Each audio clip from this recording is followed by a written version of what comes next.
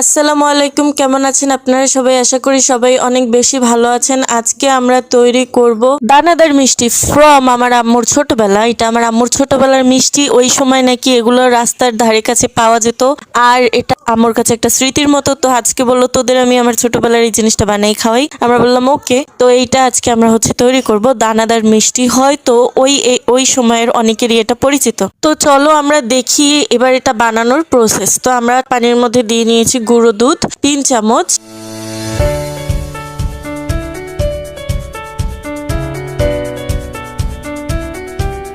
এবার এটাকে ভালোভাবে পানির সাথে মিক্স করে নিতে হবে।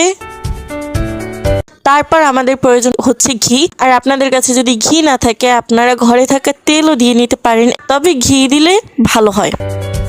তো আমরা একটু ঘি নিয়েছি, সেটা একটুখানি গরম করে নেব।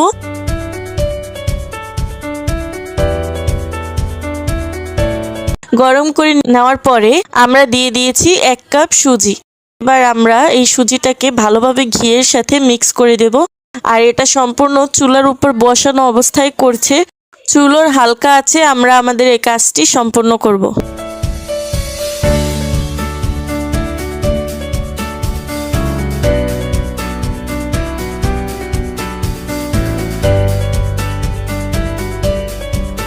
সুজির মধ্যে কিন্তু আমরা অল্প একটু নুনও দিয়ে নিয়েছি। এবার আমরা ভালোভাবে মিক্স করে দেব।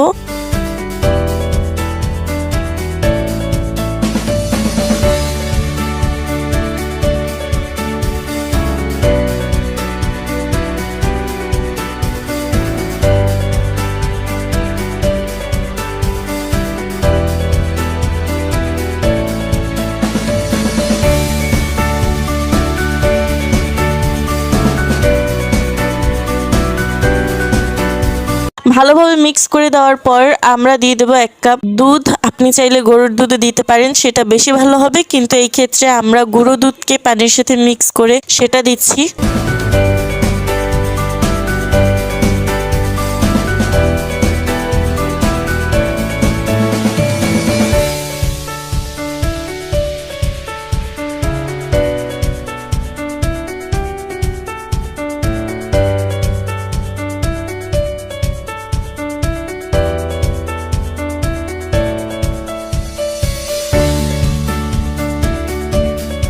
তারপর আমরা দিয়ে দিচ্ছি 3 চামচ চিনি। এখানে আমরা 3 চামচ চিনি দিচ্ছি, কিন্তু আপনি যদি বেশি মিষ্টি প্রিয় হন এবং বেশি মিষ্টি পছন্দ করে থাকেন তাহলে আপনি আরো বেশি আপনার মনের মতো দিয়ে নিতে পারেন।